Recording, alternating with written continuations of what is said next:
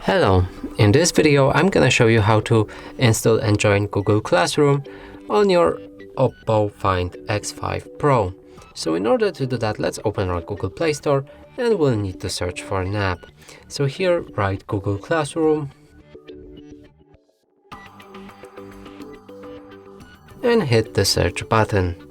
Now press on this app and click install.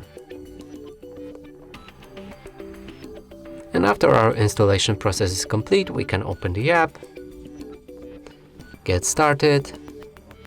From here, either add another account or choose the one that you've already logged in. So I'm just gonna pick that one and press OK. Now press on this plus button and join class. Here you will need to enter the code which you should be provided with, and after doing so, simply press join and you'll be joined with a class. And that's it for this video. Hope you like it. Please consider subscribing to our channel, leave a like and a comment below.